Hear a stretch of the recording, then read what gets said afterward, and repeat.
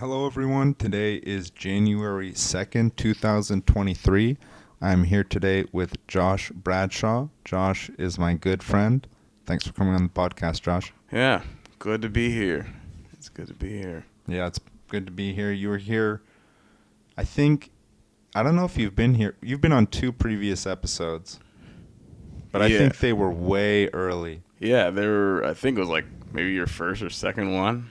Yes, and then you came on again. The first one you had I think a bad Camera, right? camera angle. Yeah, because it was like basically zoomed to my face. Yes.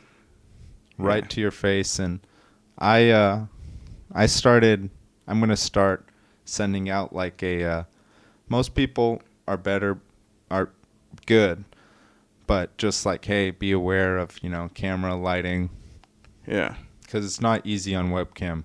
true. But this one's not in webcam. We're in No. person. Yep, this is in person. We are down in San Diego. Down in San Diego. You Yeah. came from New Mexico. Yeah. Yeah. How is New Mexico? Albuquerque. I think Albuquerque, New Mexico it's a different culture, especially it's more tight knit, smaller circles, smaller spheres of influence. I feel like you, unless you have a certain occupation or a job, you're not in the inside of what's going on there. Problematic in some ways, but also could be advantageous if you're trying to get in. Once you're in, In what sense? once you're kind of in that circle of influence, like knowing where the politics are, and I mean, what's really important about it is that they kind of need to like you as well. Personal relationships, transactional relationships aren't valued there. Okay. What did you repeat that?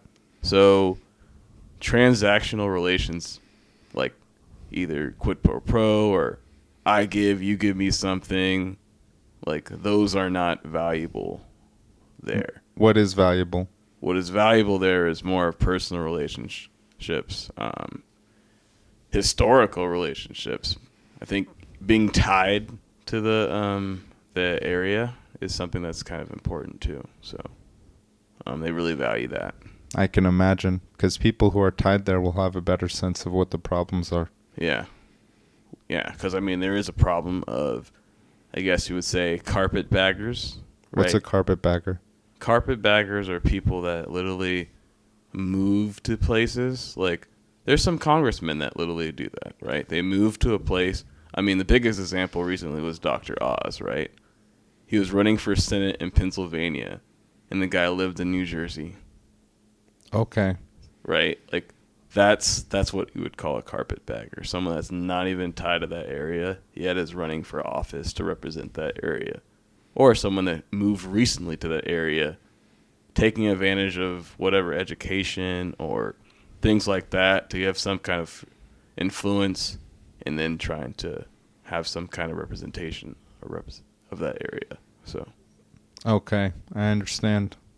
And so those types of people aren't valued highly within Albuquerque. no. And is it like well known who, like, if a carpetbagger comes into town, do people like kind of know about it? You said it's smaller circles, smaller networks.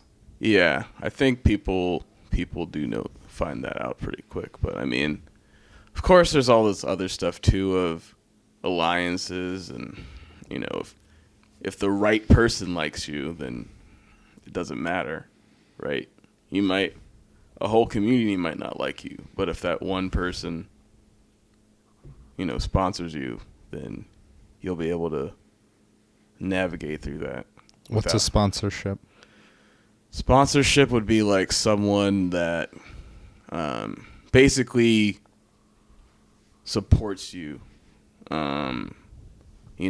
Their word almost trumps opinions of you. I would almost say, like, it doesn't. If people don't even see you as something that's really people oriented or focus on the community. But if that one person sponsors you, then it almost trumps all that, and you can still elevate within that realm if it's politics or all those things. So What's another realm?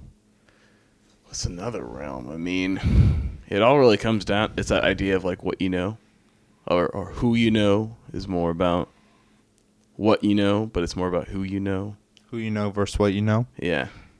I tend to think it's a balance. Yeah, there's a balance. You're right. What you know is important. True. Who you know helps a lot in obtaining different opportunities. Yeah. But it's not too advantageous, I think, for maybe it is. Some people. Yeah. I wouldn't want to be in a position where maybe, that's hard to say. A lot of people will say fake it till you make it. Yeah. It depends. It depends on the degree of fake it till you make it. Like being placed in positions where we're going to be successful is important. Being well trained for, I agree. Who you know is important. It's vital. It's part of the reason I podcast, because I enjoy having that sort of platform. Yeah. It's a networking platform to that degree where I can speak my mind. I can have people that I find interesting speak their mind. I can have my good friends like yourself speak their piece, and people hear that and listen to that, and it influences them. Yeah. I mean, and also it's a way for them to understand our thinking and a form of credibility for us. And so, but with that said, going back to who you know, what you know, it's a balance. Yeah. You got it, and you can't. The thing is, it's very difficult. I remember I read one time about this mathematician. I forgot which mathematician it was, but this guy had solved something that was valuable. It was a pretty important math problem, but he just kept it in his journal. Yeah. He didn't tell everyone. He didn't speak. He wasn't a very extroverted, outgoing. He wasn't going to just put his accomplishments in your face, which some people will. And it actually was to, maybe not to his own, maybe he preferred it this way, but I believe someone else gets a lot of credit for what he discovered first. Yeah. And maybe for some people that's they like that. They would rather be kind of the Batman. What's the guy? Who's Batman? Bruce Wayne? They'd rather be, like Bruce Wayne. I mean, Bruce Wayne's rich, but Yeah. they'd rather be kind of unknown. Yeah. But in today's world, I think, when you look at things like Google reviews, Yeah. when you look at things like we wanted to go to a restaurant, and I Googled which one was best, and it came up with a certain restaurant, and it was because there was a lot of good reviews there. Yeah. And that comes the same thing with people. I know it's not necessarily people hear the term social credit, and I understand, because if you put a system to that, that's going to be a lot. Yeah. It's really difficult. And one thing that was kind of like that was MySpace Top Friends. I don't know if you remember MySpace Top Friends. Yeah. But imagine someone is five or six different top threes of people. I was not even in anyone's top anything. And that is a form of social credibility. Yeah. It's crazy. Having a lot of Instagram followers is a form of social credibility. Yeah. Having, all these things. Elon Musk is trying to make that blue check one too. And and it's it's interesting. It's important because Yeah. everyone else is doing it. True. Everyone else is like taking advantage of these new networking things, which is like who you know versus what you know. Yeah. But at the same time, I think it's very easy for people to tell who doesn't know what's going on. Sure. Like, and that's another thing is like we talk about obtaining Yeah. opportunities, but then sustaining the same opportunities is Sure. very important. Sure. But what is that? Isn't there like a thing too, like also like was it Kruger-Dunning effect or something like that? What's the Kruger-Dunning effect? I believe it's that. I might have it wrong, but it's the idea that the least intellectual people have the most confidence in spouting their beliefs, and the ones that are intellectual are the ones that are more quieter because they lack believing in what they believe in.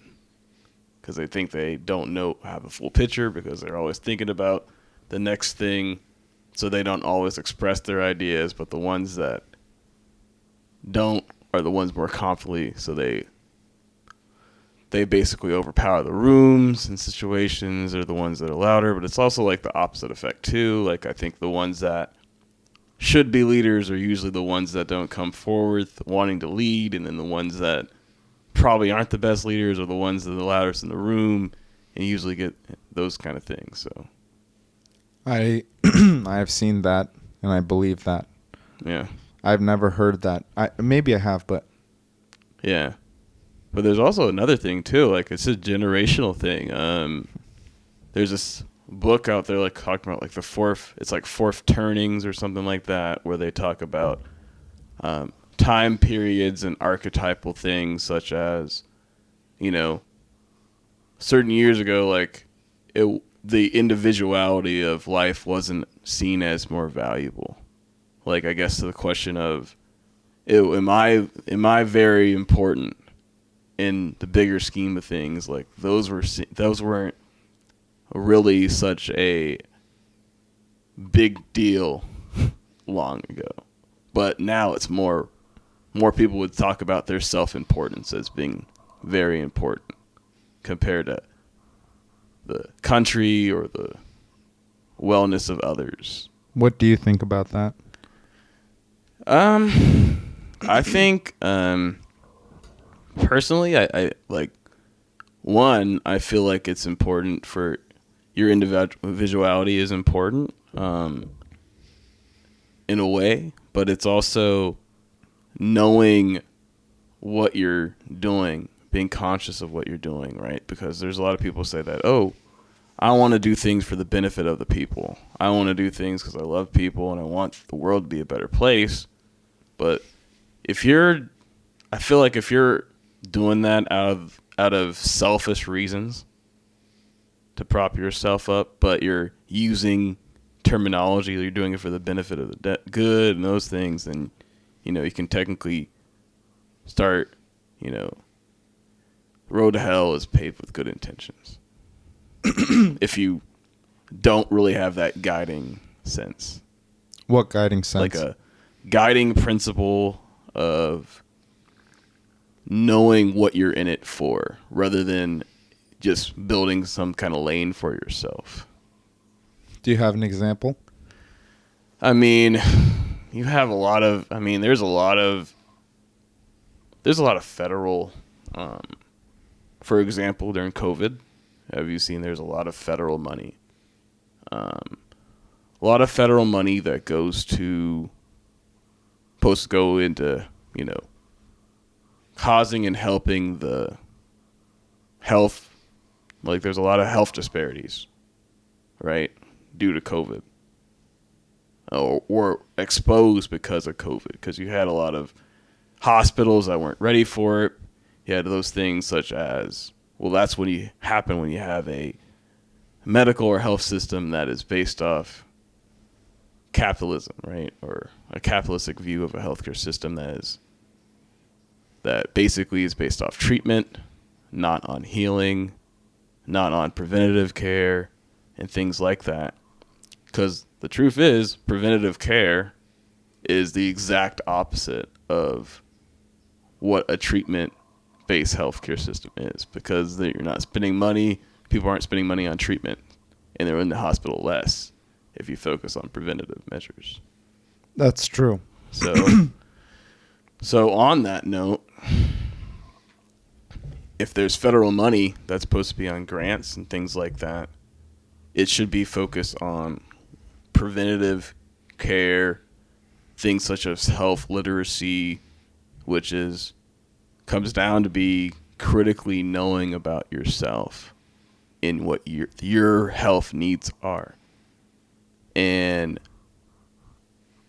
a system should be working to do that, not just giving Band-Aids and treatment and intertwined with insurances and things like that. That's where that federal money should be going to, in a way. That's what kind of a thing. Did that answer that? I don't know. That makes sense. Okay. And that's a difficult. Yeah. That literacy is not easy. No, it's not, because there's a lot of, I think personally a lot of them it's written like that so people don't understand it. You think so? Oh, yeah. You wouldn't, because the privatization or the managing of federal programs is a lot of money. There's a lot of money in that, if you can, because the money's in there, like within public services, but the managing of it, if it's private, then that's a marketplace. And what about that? So in that, I just feel like within that, it doesn't always breed or produce the most productive, helpful system that can really get down to what people need. My question, though, is my thing is that no government and most governments have not proven to be good at providing medicine for the populace. Most, unless it's a military. Yeah. And even that, if you look, it's only the active duty militaries. Yeah. So one thing that, I saw a chart recently that, and you said it yourself, the road to hell is paved with good intentions. Yeah. It's a good intention to want to put more money into medicine in order to help. But for example, what does health literacy mean? And how is it, how does the federal government promote health literacy? Yeah. And what if at times they make a mistake? Yeah. Well, I think that goes, and that kind of brings back to the individual, right? I think there is some kind of responsibility for the individual to have to pursue education. Pursue it. And it comes down to that too. There is a positive correlation between health and education. More education you have, more likely you are a healthier person, because you question those things, or you're more investigative about health things. When you go to the doctor, you might question certain tactics before pursuing it, or just allowing them to say, oh yeah, you might need this medication, but well, you might actually do a little bit of investigating first before you do that, which should be good. You should, that's would be ideal, but then that comes down to, I don't know, so many layers of things. I've talking to a few people that they have these ideas, especially I can always talk about healthcare, because that's where I'm in health policy. So you have social determinants of health, and then more recently learning about this idea of the political determinants of health. What's that? So Social determinants of health would be like the way that someone lives their lives and how that determines their health. So school, transportation, things like that, right? Those contribute to health and those things, right? Because it's like someone has to have the stress of doing things such as, if things were a little bit better, like public transportation and things like that, or you're on a church and, you're in a congregation and then COVID happens and then you have to go to church remotely and things like that. So those social interactions at church could have determined make you feel happy spiritually because you're fellowshipping with people, but then that was taken away. So those would be like social determinants of health. And then like another idea would be like the political determinants of health. So it's looking at politics as the allocation of resources, right?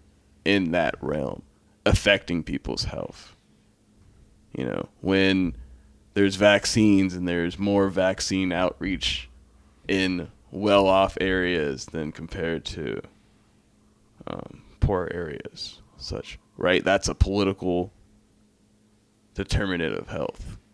Usually not even on their own. Like that's political system that is allocating those things. So.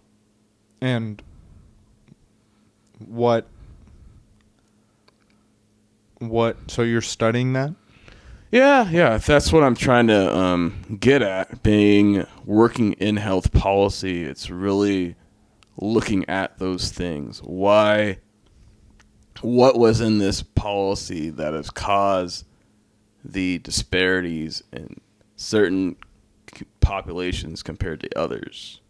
And what have you found? Well, I mean, one is like it's just I feel like there's also it's political and stuff that, as in certain aspects, get more because they know that they're a political body. Their votes mean something. So you can, in certain cities, you can tell it's like the segregation, right? The west north side has its more residential, has the homes, the cleaner parks, the no homeless. In Albuquerque, homelessness is in New Mexico in general, housing and homelessness is a really huge problem, or those without homes. Because then you learn even those are multifaceted. There's a lot of reasons for people not to have homes.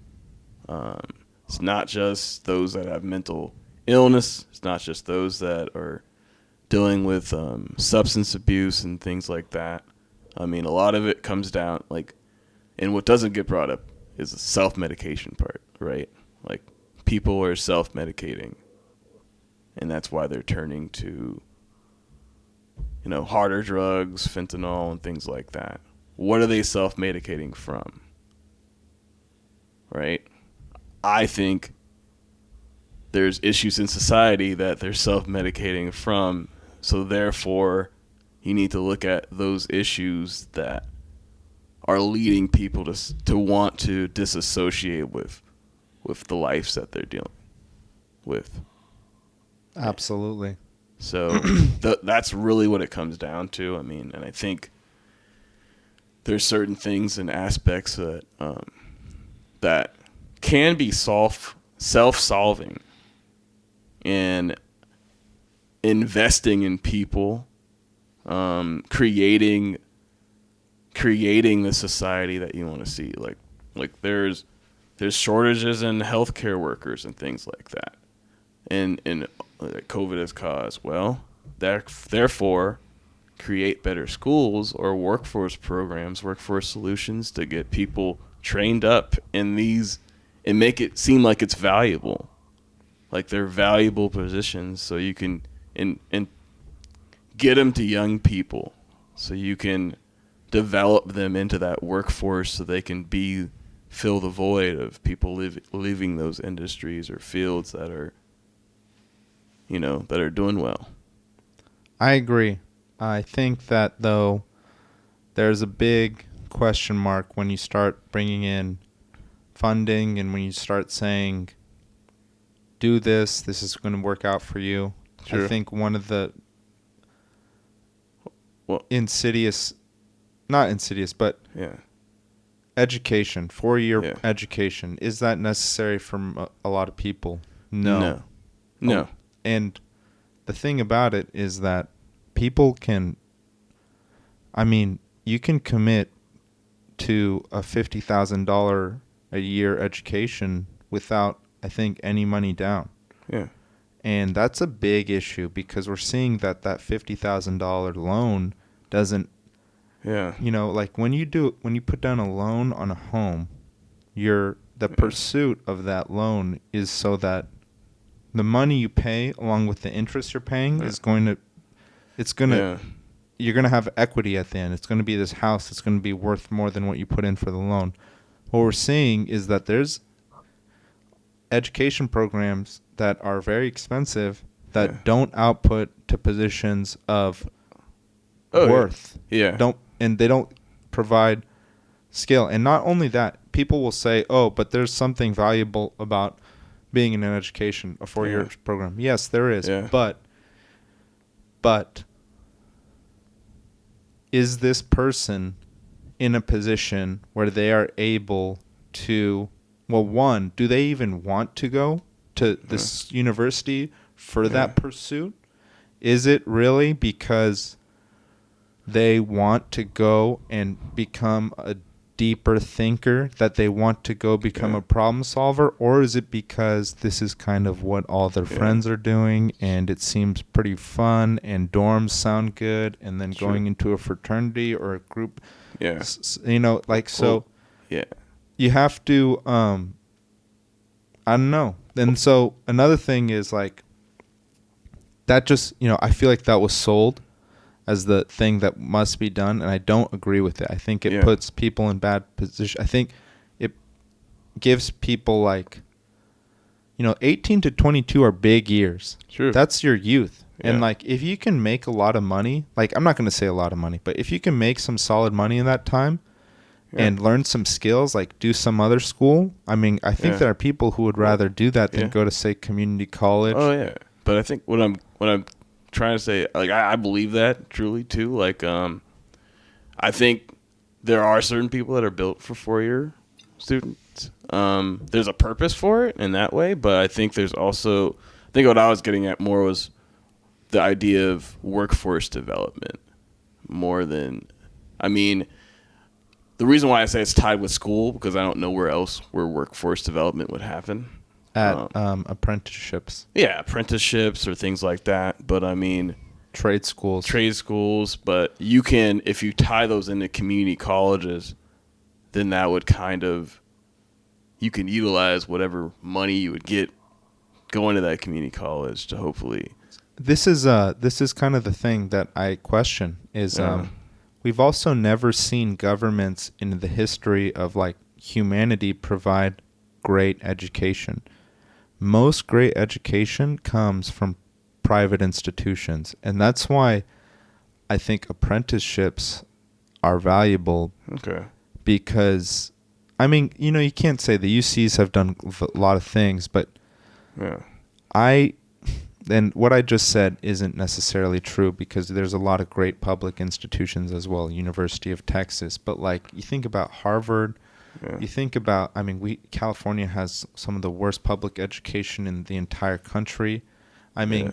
you're talking about utilizing public Yeah. funds to better education, and Yeah. my question is, have we ever seen public funds better education, or has it really, like, Well, it, and so my question is, we talk about getting people skills, like these yeah. trade school skills. Why wouldn't we have employers, you know, also get involved in this? Because they're the ones who are going to want this task force. They're the one that's going to be employing this task force. And so that's the Sure. thing when you start talking about, again, I think it goes back to what I spoke about already. Like I was saying, like people go to 4-year educations in community college because it's pretty much free and everyone's there. Well, there's no difference between that and going to another trade school because it's free. You just do it because it's free, and maybe you do have the idea to do it, but it's not because it's worth it, because you know that it's going to be valuable, because like you're investing something, you're putting skin in the game. That's the thing about college today. There's no skin in the game from the young person. There's nothing that says I have to commit a lot right now. It's more just like, I have to do this because my parents say I have to do this and everyone around me is doing this, and I can do it for free, so I don't even have to commit any money right now. For 4 years, I don't have to commit anything. That's a huge issue. We're seeing that become a huge issue today. Yeah. But maybe... Oh. No, go. Maybe that's the... But that could be also the set of values, though, that have changed, though.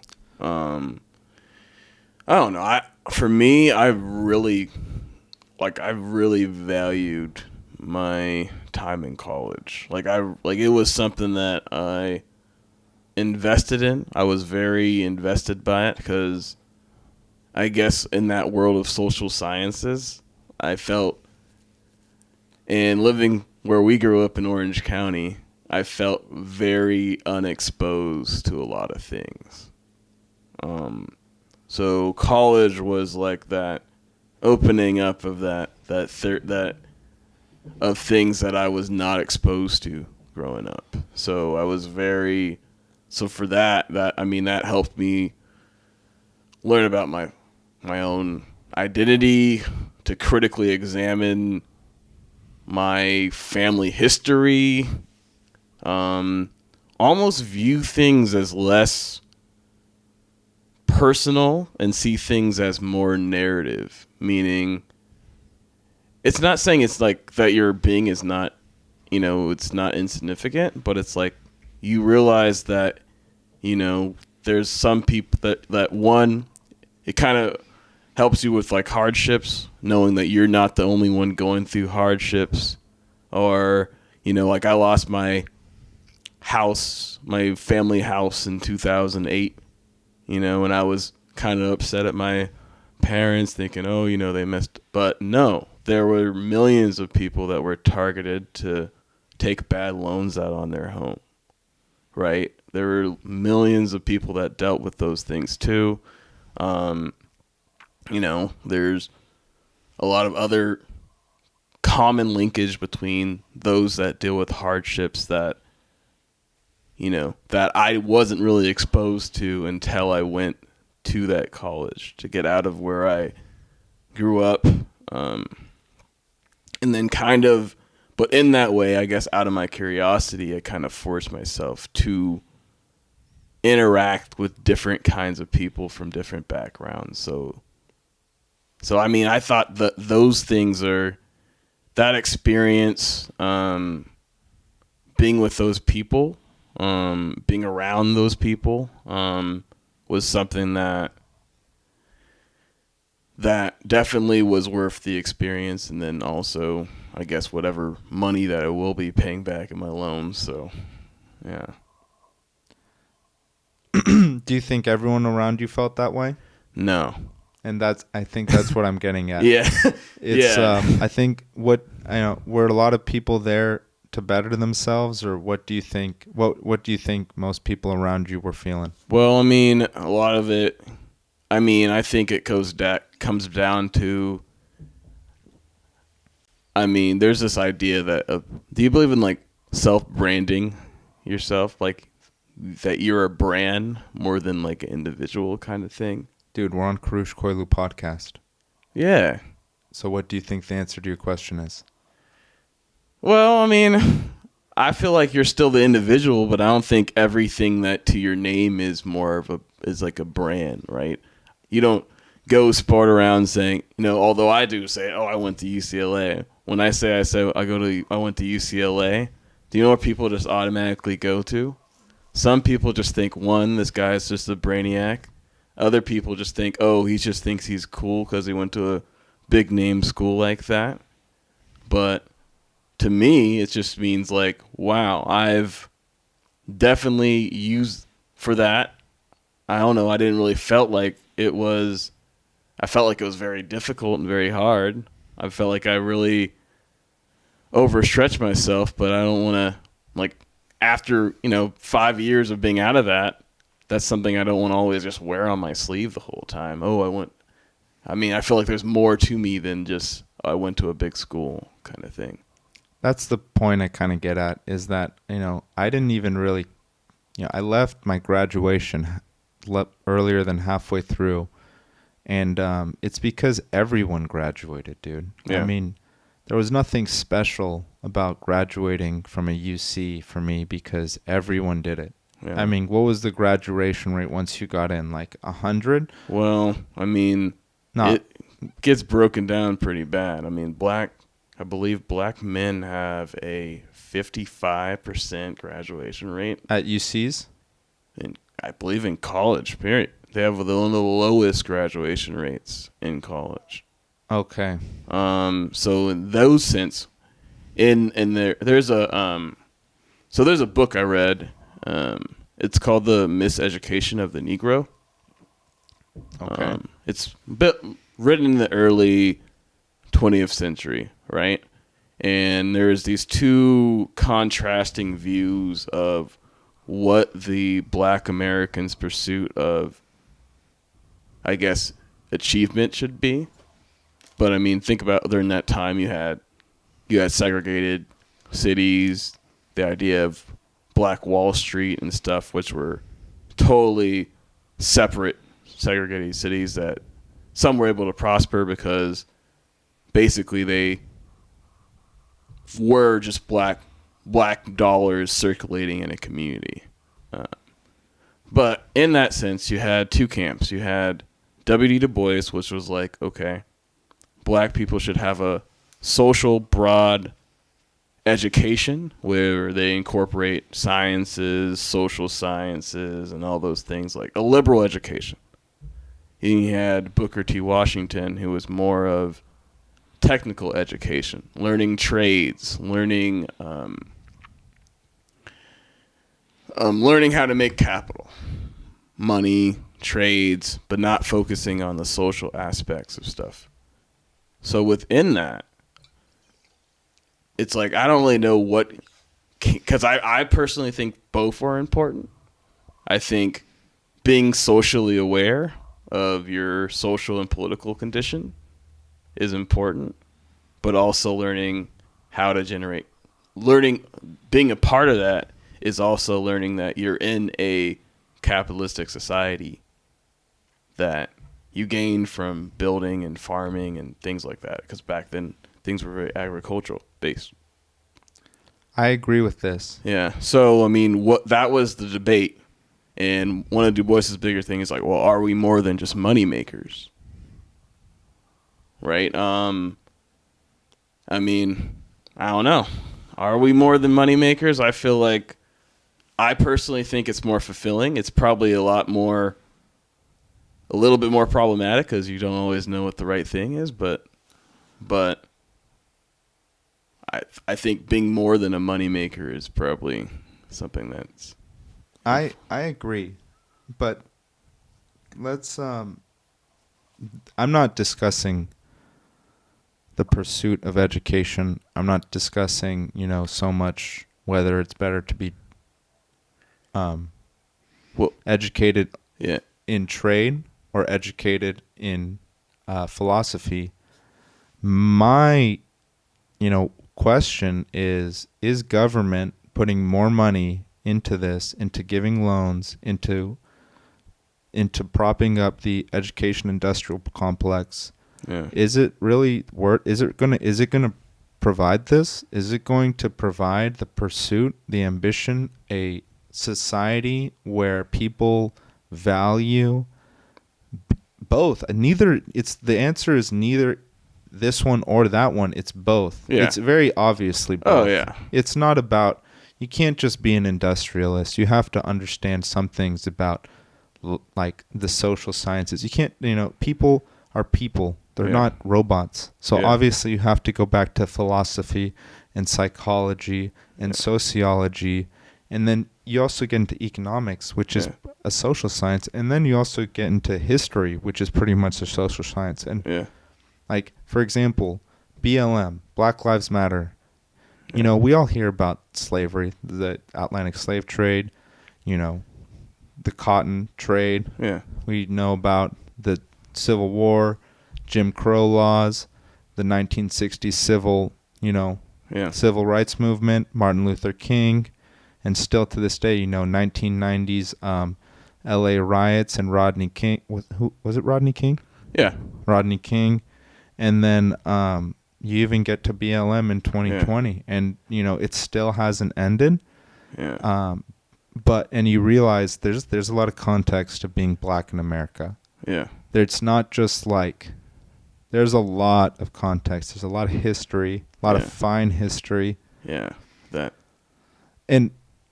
But the thing that I'm not saying that it's not important that the black man, the black woman, anyone, any American, educate themselves. That is absolutely critical.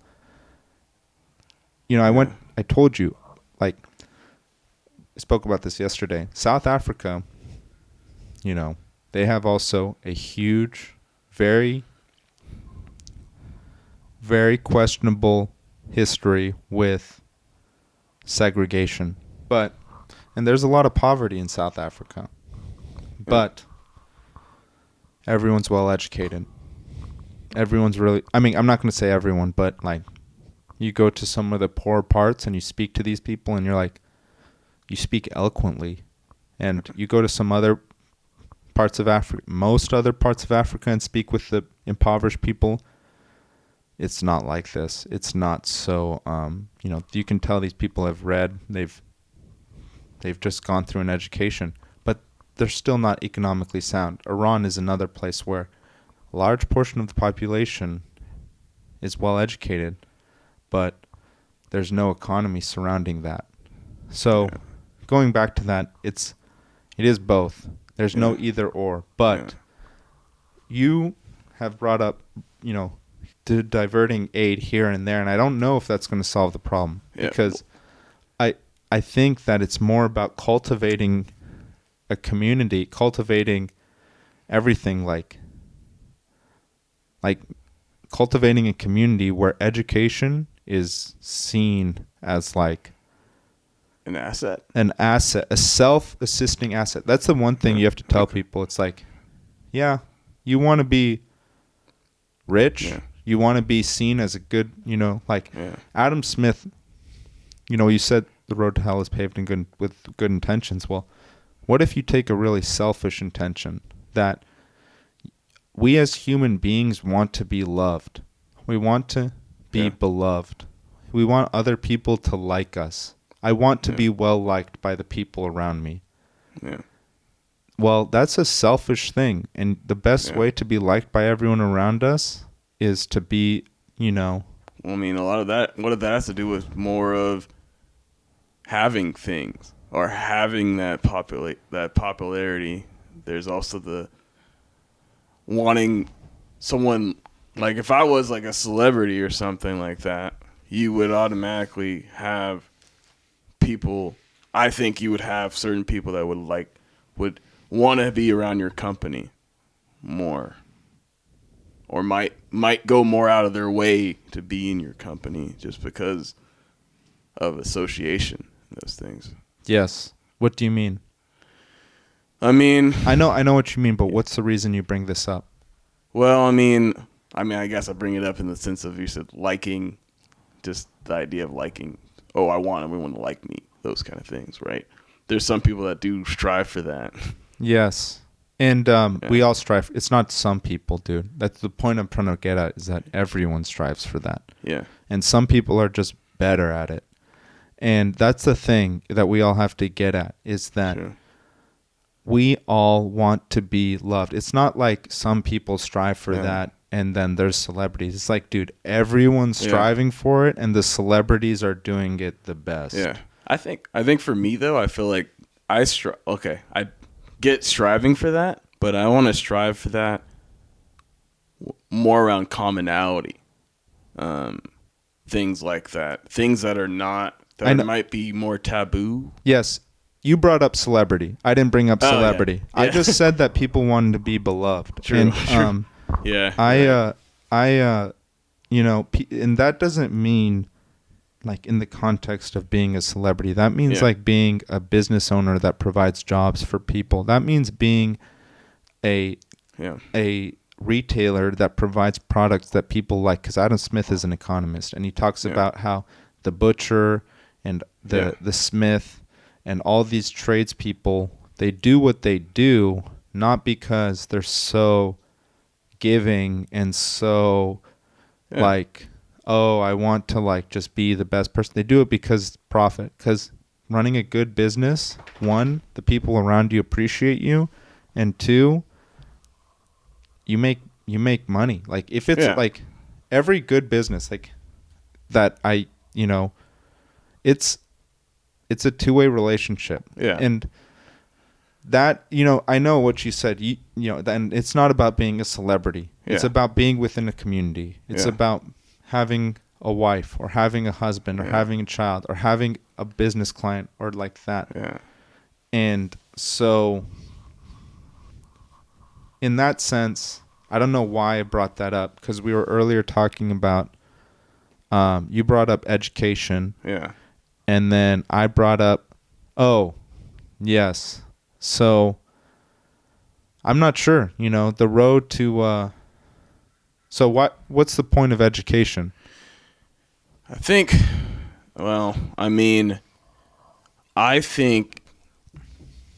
personally think education, it comes down, like, to me, I remember one of the first things I learned when I was in college was education versus schooling.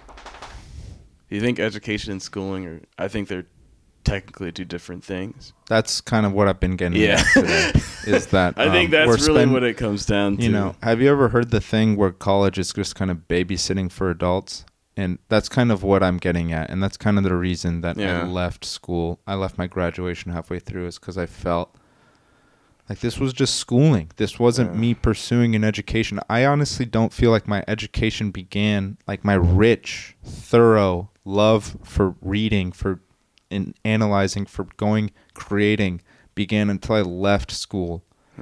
And that's what I mean, the difference between education and schooling. And that's why I question all of these, let's give money so that people join this or that, because it's just more schooling. And it's not about creating a environment of like, learning is awesome. Like Lex Friedman does it really well. Well, like he posted, a lot of people gave him crap, but he posted the books he's going to read in 2023, and that's a cool thing. Yeah, I think I saw that, actually. That's a cool thing. Like, even if you don't like all the books or you think the books are whatever, dude. I mean, there's a lot of classics. If you read all that, like, the thing about it is he's posting things about reading. His podcast is about educating. His podcast is about robotics. Andrew Huberman, the same thing. Yeah. These guys aren't in the tradition. I mean, both of them went to MIT and the other one went to Stanford. But like, dude, you don't need to go to MIT or Stanford to hear these smart guys, these smart people.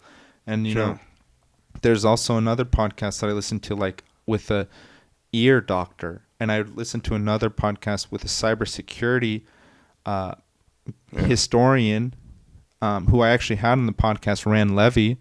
And then there's another podcast, Fire Ecology Chats, where I had that guy, Bob Keane, on my podcast. He's a fire ecologist. And these things are all very free. I mean, even let's even go to like a professional fighter, John Bones Jones. Do you know who John Bones Jones is? Yeah, I believe so. John is more or less undefeated. He had one very questionable disqualification where he was beating this guy, and the ref called it a disqualification, but he's more or less undefeated, and he learned to fight on YouTube. Yeah. That's that's a trade. That's an edge. Granted, he probably should have learned some philosophy too, because he's gotten into a lot of trouble. So that goes back to what you say versus W.E.B. Du Bois. Yeah. W.E.B. Du Bois. versus Booker T. Booker T says learn the Booker trade. T. Washington, yeah. W.E.B. says learn some philosophy and social science. Well, that's someone who probably, we can look at his ability to learn to fight on YouTube and say that guy learned a trade. He went out, educated himself in trade. What he probably didn't do when you look at all the trouble he's gotten himself in is he probably didn't learn much philosophy, psychology, sociology, all these, history. If you can do history, there's a lot of people things in history. Like there's a lot of relationships that you can learn through a history lesson. Oh, yeah, definitely. Yeah, because, I think that's a big things are.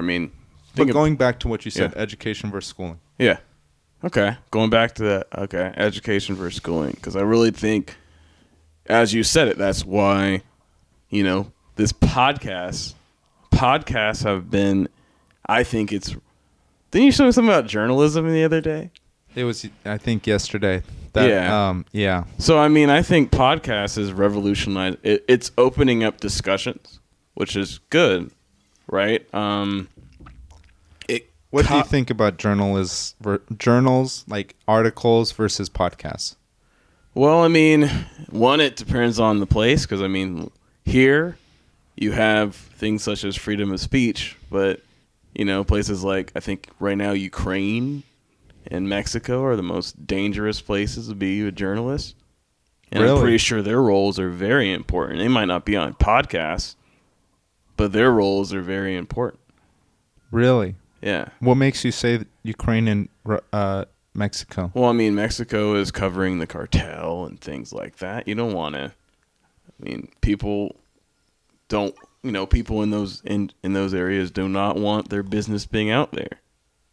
They don't want the general public to know all the inner workings of cartels manipulating governments and all that stuff and how intertwined things are. Then Ukraine is, Ukraine's a war zone. So there's journalists that are out there filming war zones. Got a point. So there are, I think media is very important in, sometimes it's about managing your population, propaganda and things like that. But others, it's that of informing as well. It's just that constant views, informing, and then propaganda. There's a lot of, it's all intertwined. And then there it comes back down to critical thinking. Yes. What are you going to consume, and how are you, when you consume it, are you going to take the mental capacity to sift what you believe, what is true, what could be manipulated or exaggerated, and then what could be behind the story. Yes, and that's not very easy. Yeah, to, it's a lot of it's work. It's a lot of work. I think that's where W.E.B. Du Bois education comes in. Reading about people, incentives. There's this idea too of I remember the professor telling me this, like the point of being a literal reader, literacy is to be a social reader. What do you mean? The point of reading a lot or reading multiple books is to use that in your real life to read social situations, to those kind of things. And the fact is, it's like one of the things that we always learn, now, have you heard of pedagogy? The idea of pedagogy? Never heard of it. So the idea of pedagogy is so I'm a teacher, you're a student, and as the teacher, to educate you, I'm learning from you, the student. That's a Japanese concept, isn't it? Well, this one was from, this idea was from Pablo Freire. He was a Brazilian social activist, teacher, and stuff like that. And basically, late 20th century really worked on well, I think they're in that dictatorship actually in Brazil, right? Worked on because he was exiled, he was kicked out, but he like really improved the literacy of Brazilians. Really? Yeah. How did he do that? Well, I mean, his big part was facilitations, going into communities, learning about them, and then how best to teach them. Well, in that sense, it was more about literacy, actually just reading, but in that sense, it's also this idea of humanization is a big part of it too.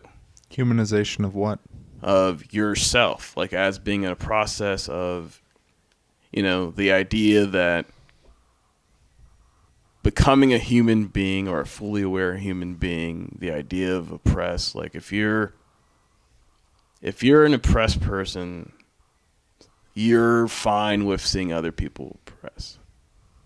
They say oppressed people oppress the other people because they want to be the oppressor, or they embody or want to be the person that is on top, so then they reinforce their own oppression. But the other end is, as you are human, if you're a fully realized human, you wouldn't want oppression on other people. So, No. What do you mean by a fully realized human? well, it's the idea that you're not technically. I don't think anyone's really a complete being. Let's get no one's a complete being. Reaching nirvana? Yeah, no one's gonna get there. But the idea is, so this view of, they call it the dialect. There's what's his name came up with it? Hegelian philosophy of the dialectical experience, meaning kind of through negation, big words and shit. But it's more like biggest concept is through your life, you are who you were, you are who you are now, and then you are who you're not yet. And I feel like if you live through that kind of that way, realizing that you can become something that you're not, in a good way or bad way. But you also learn from your past, but you're also here in the present too. But you can, those are all parts of you. Yes. Yeah. And that could be you embracing humanity or not. What do you mean? Embracing the sense of wanting to be more of a giving person, or more of someone that you're not. Like, oh yeah, you're not a disciplinarian in some areas, or for me, like we've been talking about, I need to go to the gym, right? But do you know what was in me that's what I was? I was that person that on Aliso Niguel's football team that was the highest, pound for pound lifter on the team. So that's in me. Kind of might be submerged in whatever happened in the last, 10 years, 12 years, since high school. But I can dig deep and get that back again. And that could be a part of something that I'm not yet. Yes, it can. Yeah. So. And it goes back to like some Buddhist philosophy where it's everything changes. Yeah. There's it's tough.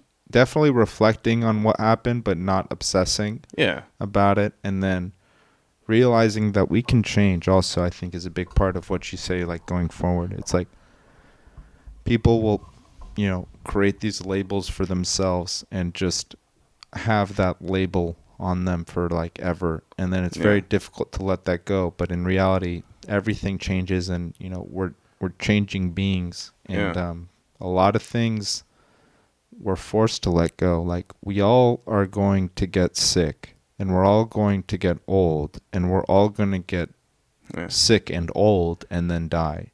Momentum mori. Momentum mori. I just saw 7. Let's see if I can pull it up. I saw Ryan Holiday, who like writes a lot of stuff. Whatever, dude. Oh, here it is. He wrote 7 things All right, 7 lessons from Marcus Aurelius. You like Marcus Aurelius, right? Yeah. 1. Be tolerant with others and strict with yourself. 2. Don't be afraid to ask for help. 3. Anger is the opposite of strength. 4. No one can make you upset. You choose to be. 5. The obstacle is the way. 6. Helping others help you.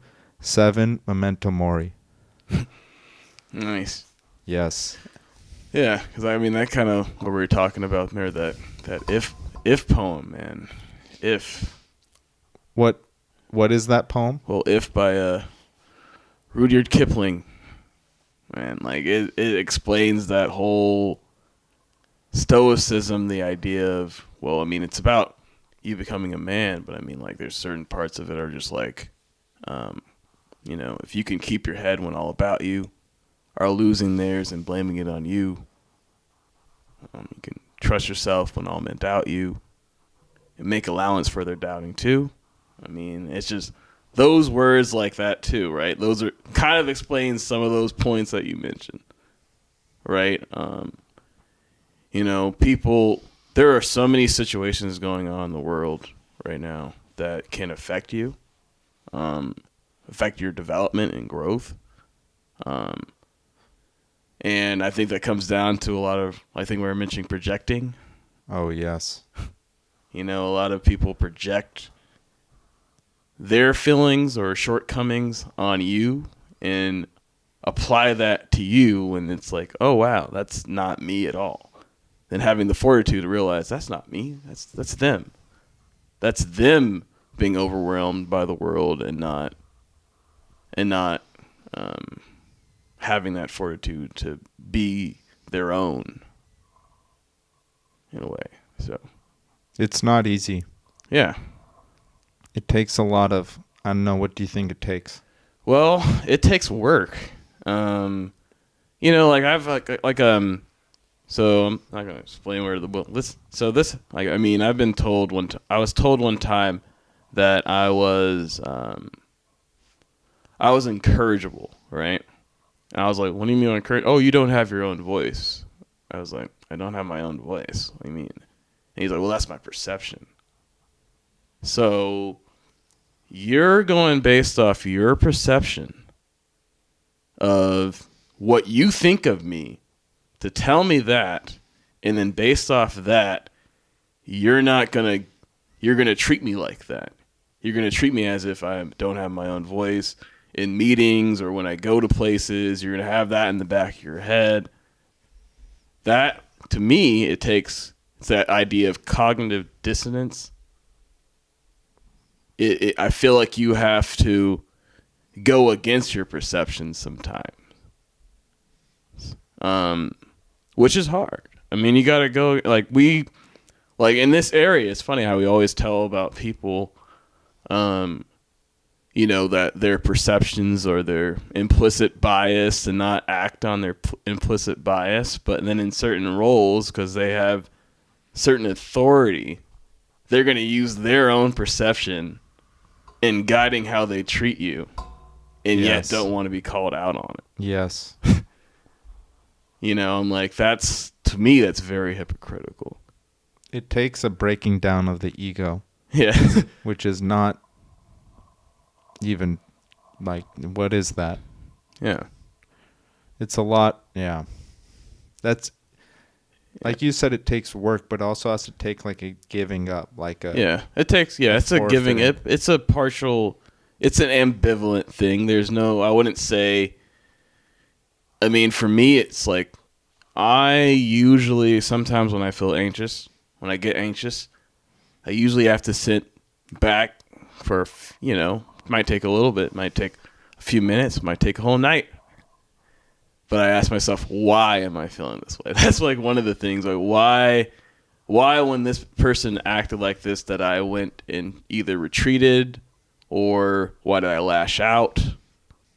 Certain things like that. There's certain things that I do not always talk to at the time. Like what?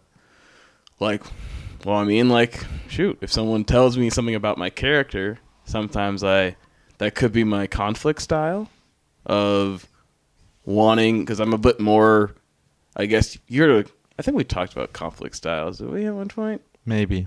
Like, you have those conflict styles that the turtle that takes the issue, holds on to it, and then might act towards it indirectly by action rather than calling it out right away.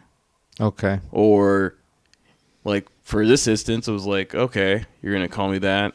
I'll wait a few weeks for our next one-to-one meeting, and then I'll bring it up then. Yes. Or something like that. Yes. Rather than calling it out right when you said it.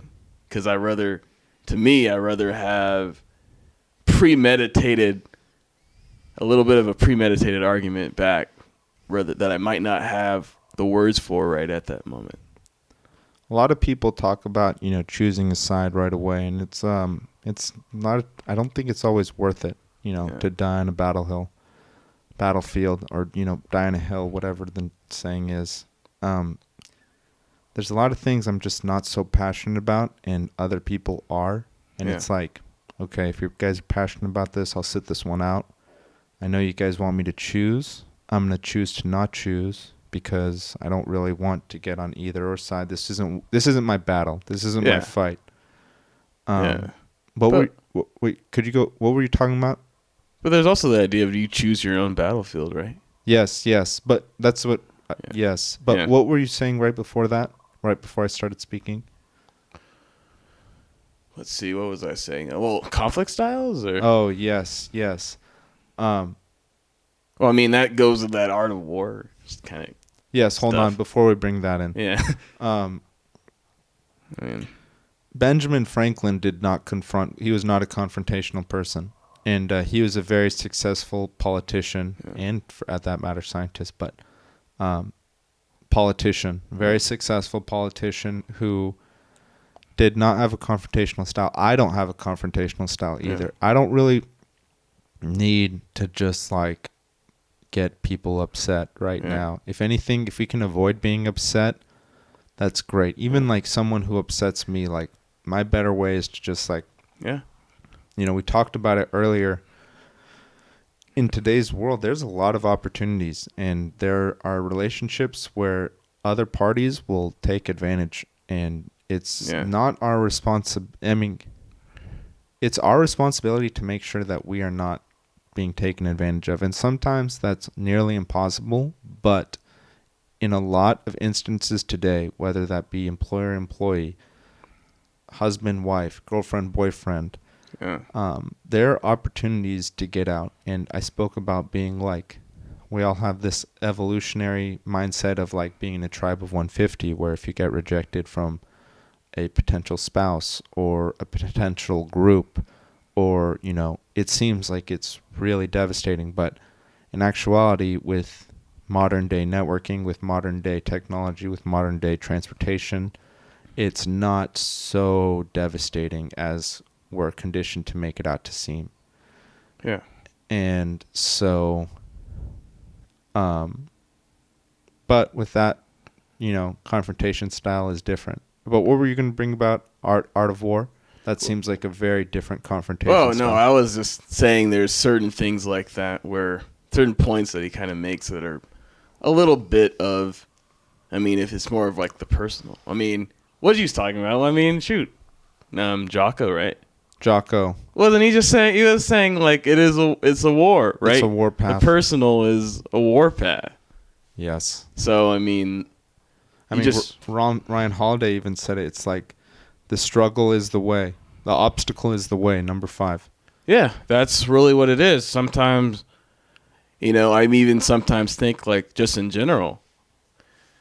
I mean, it's bad. I don't know if it's bad or not, but sometimes I question when some things gravitate to me and I go to them so easily. Is that an issue? Like what? Like me socializing, right? Sometimes socializing, I'm trying to get to know people, and then I'll gravitate to someone within that group that I know more, rather than the work of getting people in that group to trust me. Yes. Right? this person already trusted me, so I'm just gonna go that way. Nah, not good, maybe yeah. that's not what you should, because I seem sometimes I gravitate towards comfort. Me too. So, and that's, I mean, if it's not harmful, if it's sometimes, well, it can be harmful.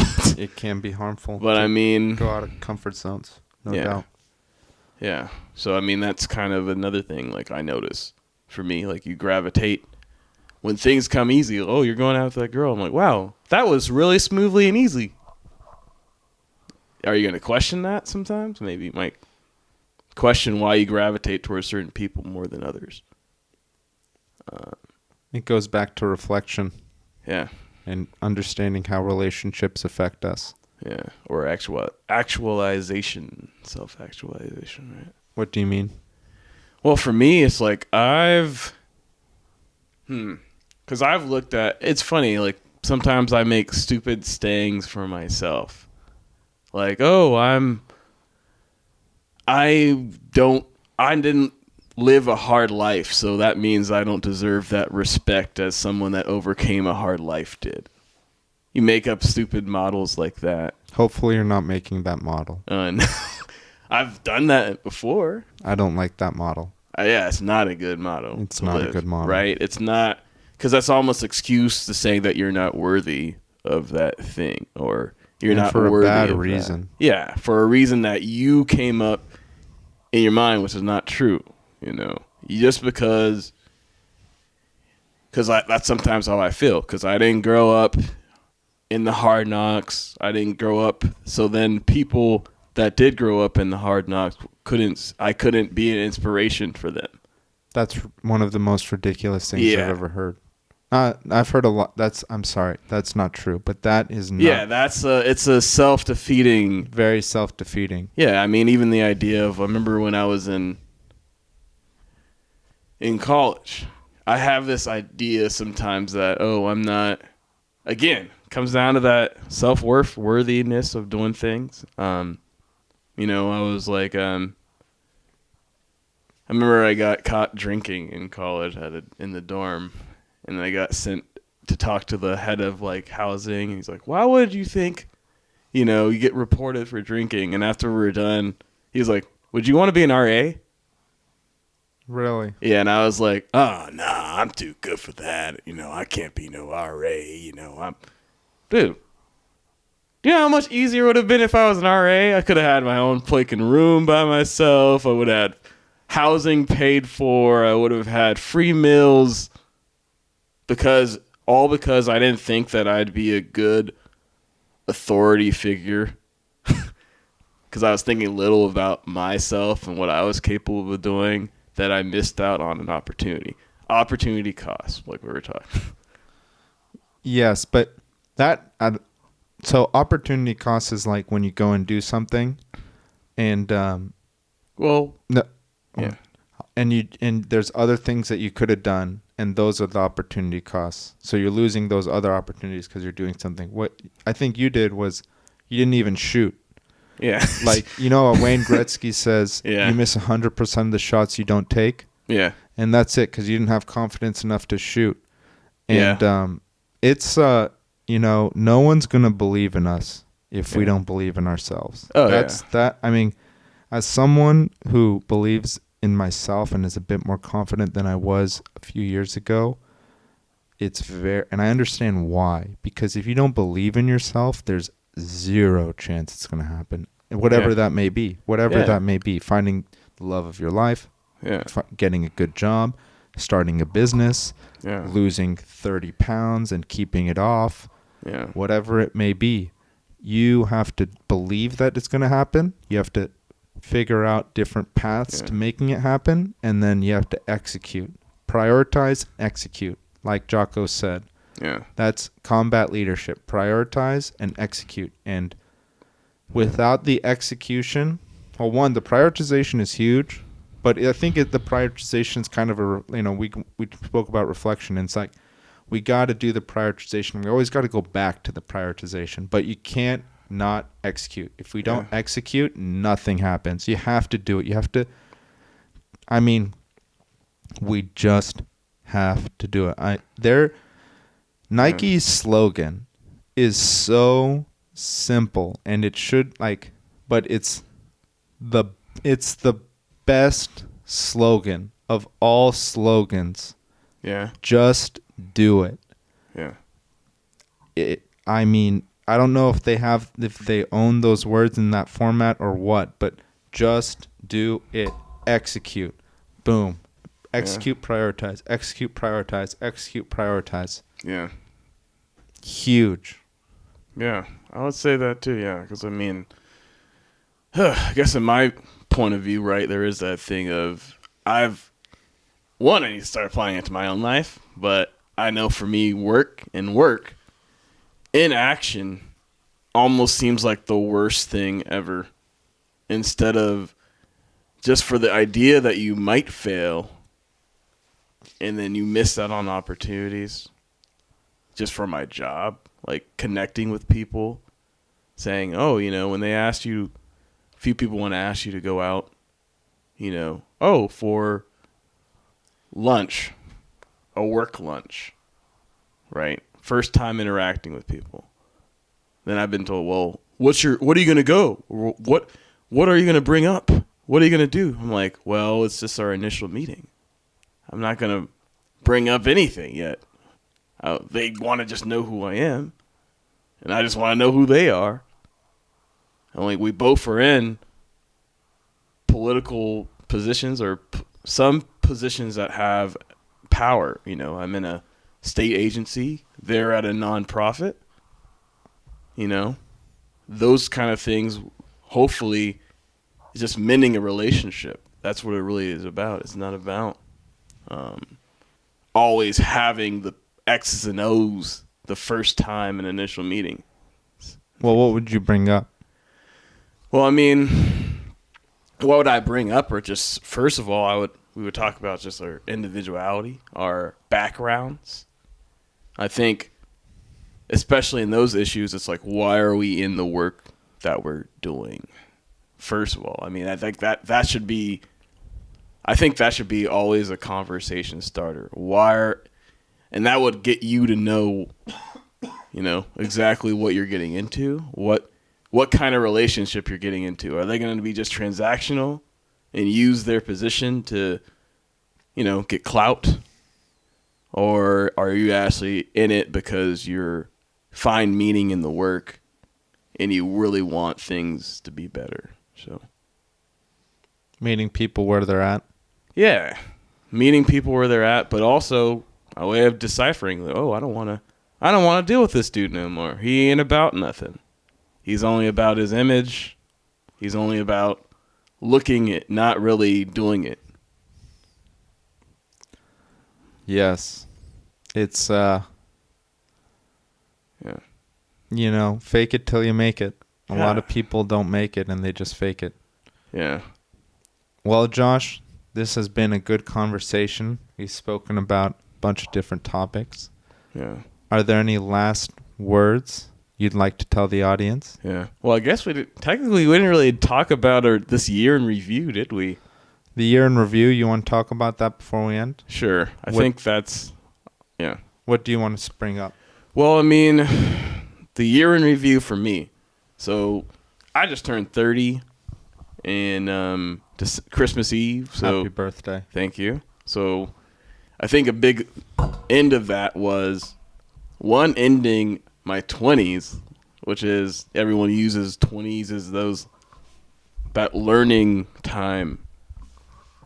But I think specifically it ending in 2022 was the end of that was important because that marked almost 3 years of dealing with this COVID stuff where I feel that was a time, although very difficult, was a time to really look inside at things. Look inwards toward yourself and hopefully really show things that what are valuable in life, right? Relationships, things like that, your relationship with your work, your relationship with yourself, and those kind of things. So as I'm looking forward to my 30s, it's like, what are the lessons that I've learned and how to actually actualize them, and then execute, What lessons? prioritize, and execute. I mean, one was the value. I think the biggest thing was my value in work, finding value in myself outside of work and outside of school. You know, I spent some years out of work, so I really, for a while, I almost didn't even know what my value was outside of not having a job and not being in school. And that's when you need to, like, you know, really dig deep to find what are the most important things, what about yourself and your identity. So, yeah. Yes, those are very important and not necessarily obvious. Yeah. I mean, even the idea of when we started this interview, like, oh, you want me to introduce you as a friend or introduce you as your job title? Yes. And I was like, you know, introduce me as a friend, and then maybe we'll get to, the job title will just come throughout the interview, kind of thing. So Yes. It's interesting. Some people are really into their job, and I actually really like being an engineer.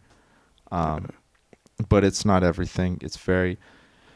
We spoke about bringing this up too, so we'll bring it up. But the separation of work and like our life, like for example, I told my friend, you know, I had this assignment at work, and I wasn't getting it in. I was struggling, and my friend said to his girlfriend, "Oh, Karush is just trying to figure out his life." And my response was, I'm not trying to figure out my life. I'm just trying to figure out this task in my job. And then he was like, oh, same thing. And I was like, I didn't respond, but I was like, not the same thing. yeah, And yes, a job can be a huge part of our lives. And, you know, what we do for work is a big, big piece. It's not, I'm not going to yeah, sugarcoat it. It's a big part of it, but it's not everything. It's not even close. And family, exercise, body, health, mind, spirituality, yeah.